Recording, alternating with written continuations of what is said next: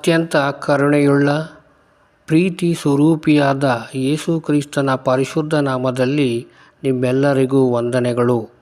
ನಾವು ಇಂದು ದೇವರ ಕಣ್ಣುಗಳು ನಮ್ಮ ಮೇಲಿರುವಾಗ ನಮಗೆ ಸಿಗುವಂತಹ ಆಶೀರ್ವಾದಗಳು ಯಾವುವು ಎಂಬುದರ ಬಗ್ಗೆ ತಿಳಿದುಕೊಳ್ಳೋಣ. ಕೀರ್ತನೆಗಳು 32:8.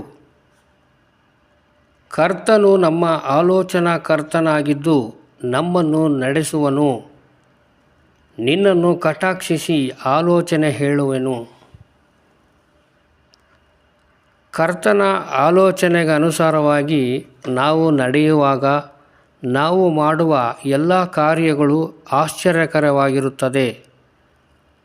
ಕರ್ತನ ಆಲೋಚನೆ ಎಲ್ಲವನ್ನು ನೆಲೆ ನಿಲ್ಲಿಸುತ್ತದೆ. ನಾವು ಸ್ಥಿರವಾಗಿರಬಹುದು ಹಾಗೂ ನಮ್ಮ ಜೀವಿತವು ಕರ್ತನ ಮಹಿಮೆಯಲ್ಲಿ ಸೇರಿಸಿಕೊಳ್ಳುವಂಥದ್ದಾಗಿರುತ್ತದೆ. ನಿನ್ನ ಆಲೋಚನೆಗಳಿಗೆ ಅನುಸಾರವಾಗಿ ನನ್ನನ್ನು ನಡೆಸಿ ಅಂತ್ಯದಲ್ಲಿ ನಿನ್ನ ಮಹಿಮೆಗೆ ಸೇರಿಸಿಕೊಳ್ಳುವಿ ಎಂದು ದಾವೀದನು ಹೇಳುತ್ತಾನೆ. ಕೀರ್ತನೆ 34:15. ಕರ್ತನು ನಮ್ಮ ಪ್ರಾರ್ಥನೆಗಳಿಗೆ ಸದುತ್ತರ ದಯಪಾಲಿಸುವನು. ಕರ್ತನ ಕಣ್ಣುಗಳು ಅಂದರೆ ದೇವರ ಕಣ್ಣುಗಳು ನಮ್ಮ ಮೇಲಿರುವಾಗ ನಮ್ಮ ಎಲ್ಲ ಪ್ರಾರ್ಥನೆಗಳಿಗೆ ಉತ್ತರವನ್ನು ಕೊಡುವನು. ಒಂದು ವೇಳೆ ತಡವಾದರೂ ಖಂಡಿತವಾಗಿಯೂ ಸಿಗುತ್ತದೆ. ಕೆಲವರ ಪ್ರಾರ್ಥನೆಗಳಿಗೆ ಉತ್ತರ ಬೇಗನೆ ಸಿಗುತ್ತದೆ, ಕೆಲವರಿಗೆ ತಡವಾಗುತ್ತದೆ. ದಾನಿಯೇಲನಿಗೆ ಒಂದು ಬಾರಿ ಪ್ರಾರ್ಥಿಸಿದಾಗ ಕೂಡಲೇ ಉತ್ತರ ಲಭಿಸಿತು, ಆದರೆ ಶತ್ರು ಅದನ್ನು ಅಡ್ಡಿ ಮಾಡಿದನು. ಕರ್ತನು ತನ್ನ ದೂತನನ್ನು ಕಳುಹಿಸಿ ಆ ಶತ್ರುವಿನ ಅಡ್ಡಿಯನ್ನು ಮುರಿದನು. 2 ಪೂರ್ವಕಾಲ ವೃತ್ತಾಂತ 16:9. ಕರ್ತನು ನಮ್ಮ ರಕ್ಷಣೆಗಾಗಿ ತನ್ನ ಪ್ರತಾಪವನ್ನು ತೋರ್ಪಡಿಸುವನು. ಈ ವಾಕ್ಯದಲ್ಲಿ ಕರ್ತನು ಸರ್ವಶಕ್ತನಾಗಿ ನಮಗಾಗಿ ಕ್ರಿಯೆ ನಡೆಸುವನು. ತನ್ನ ಪ್ರತಾಪವನ್ನು ತೋರ್ಪಡಿಸುವಾಗ ಯಾವ ಅನ್ಯ ಶಕ್ತಿಯೂ ಅದರ ಮುಂದೆ ನಿಲ್ಲುವುದಿಲ್ಲ. ಕರ್ತನ ವಾಕ್ಯದಲ್ಲಿ ಶಕ್ತಿ ಇದೆ. ಆತನ ಹಸ್ತದಲ್ಲಿ, ಕ್ರಿಯೆಗಳಲ್ಲಿ, ಆಜ್ಞೆಗಳಲ್ಲಿ ಹಾಗೂ ಆತನ ಶಬ್ದಗಳಲ್ಲಿ ಪ್ರತಾಪವಿದೆ. ಈ ಧನ್ಯತೆಯನ್ನು ಹೊಂದುವ ಭಾಗ್ಯ ನಮಗಿದೆ. ಆದ್ದರಿಂದ ನಮ್ಮ ಬಲಹೀನತೆಯನ್ನು ನೆನೆಸಿ ನಾವು ಹೆದರಬೇಕಾಗಿಲ್ಲ.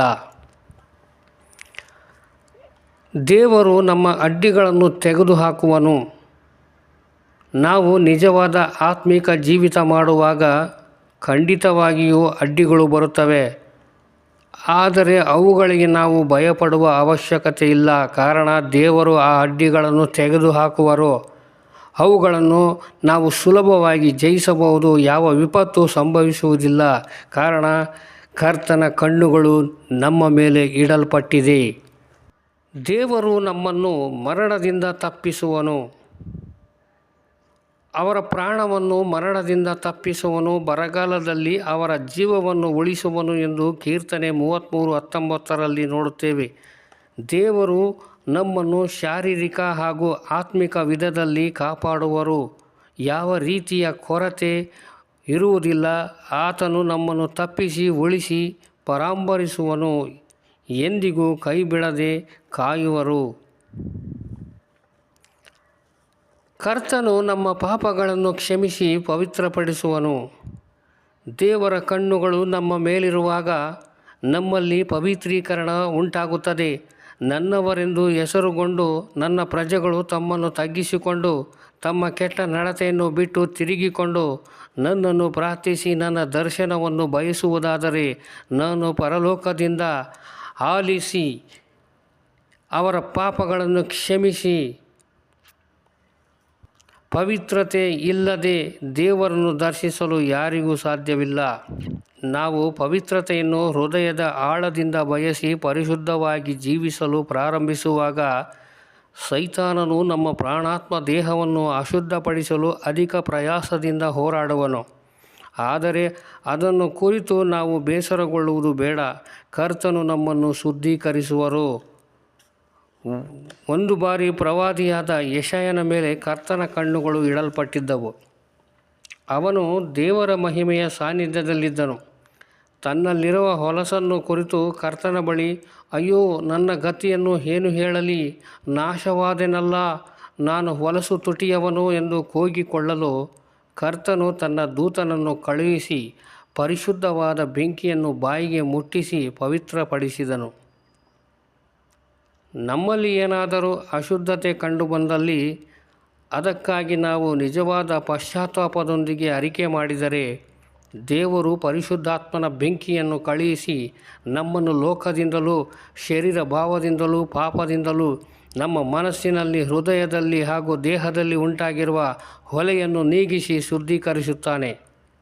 ನಾವು ಬಯಸುವುದಾದರೆ ಈಗಲೇ ಪವಿತ್ರಾತ್ಮನ ಬೆಂಕಿಯ ಸ್ಪರ್ಶವಾಗುತ್ತದೆ. ನಾವು ದೇವರ ಪರಿಶುದ್ಧ ಜನರು, ಪರಿಶುದ್ಧತೆಗಾಗಿ ಕರೆಯಲ್ಪಟ್ಟವರು, ಪರಿಶುದ್ಧತೆಯನ್ನು ವ್ಯಕ್ತಪಡಿಸಬೇಕಾದವರು, ಪರಿಶುದ್ಧವಾದ ಬೆಳಕಿನಲ್ಲಿರುವ ಸಂತರಿಗಾಗಿ ಇಡಲ್ಪಟ್ಟಿರುವ ಸ್ವಾಸ್ಥ್ಯವನ್ನು ಬಾಧ್ಯವಾಗಿ ಸ್ವತಂತ್ರಿಸಿಕೊಳ್ಳಲು ಕರೆಯಲ್ಪಟ್ಟಿರುವ ನಮ್ಮಲ್ಲಿ ಅಶುದ್ಧತೆ ಇರುವುದು ಕರ್ತನಿಗೆ ಎಷ್ಟು ಮಾತ್ರವೂ ಇಷ್ಟವಿಲ್ಲ. ಆದ್ದರಿಂದ ಪವಿತ್ರಾತ್ಮನ ಬೆಂಕಿಗೆ ಸ್ಥಳ ಕೊಟ್ಟು ಪವಿತ್ರ ಜೀವಿತ ಮಾಡಲು ತೀರ್ಮಾನಿಸೋಣ. ಆಗ ಕರ್ತನ ಕೃಪೆಯು ಕೊಡುವರು. ಈ ವಾಕ್ಯವನ್ನು ಕೇಳುತ್ತಿರುವ ಎಲ್ಲರನ್ನೂ ದೇವರು ಆಶೀರ್ವದಿಸಲಿ. ಆಮೇನ್.